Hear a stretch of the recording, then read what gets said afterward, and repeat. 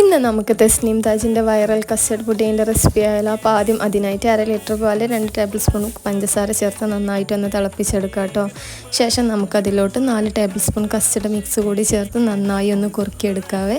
നന്നായി കുറുക്കി വരുമ്പോൾ നമുക്കതിലോട്ട് ആവശ്യത്തിന് മിൽക്ക് മെയ്ഡ് കൂടി ചേർത്ത് നന്നായി ഒന്ന് കുറുകുമ്പോൾ സ്റ്റീം ഓഫ് ചെയ്യാം. ഇനി നമുക്കിതൊന്ന് റെസ്റ്റ് ചെയ്യാൻ വെക്കാം കേട്ടോ. കുറച്ചൊന്ന് ചൂടാറി വരുമ്പോൾ നമുക്കതൊരു മോൾഡിലോട്ട് ഒഴിച്ച് കൊടുക്കാം കേട്ടോ. ഞാനിവിടെ ഒരു പഴയ കേക്കിൻ്റെ ബോക്സാണ് എടുത്തിട്ടുള്ളത്. അപ്പോൾ നിങ്ങളുടെ കയ്യിൽ അവൈലബിൾ ആയിട്ടുള്ള മോൾഡിലോട്ട് ഒഴിച്ച് കൊടുക്കുക.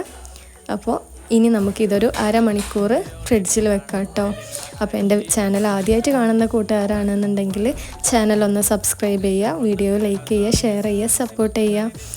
അപ്പോൾ നമ്മുടെ അടിപൊളി കസ്റ്റർഡ് പുഡിങ് അവിടെ തയ്യാറായിട്ടുണ്ട്. ഒരു മസ്റ്റ് ട്രൈ ആയിട്ടാണ്. നിങ്ങളുടെ കയ്യിൽ ഡെസിഗ്രേറ്റഡ് കോക്കനട്ട് ഉണ്ടെന്നുണ്ടെങ്കിൽ അതിലൊന്ന് കോട്ട് ചെയ്തെടുക്കുക കേട്ടോ. അപ്പോൾ അടിപൊളി ടേസ്റ്റാണ്.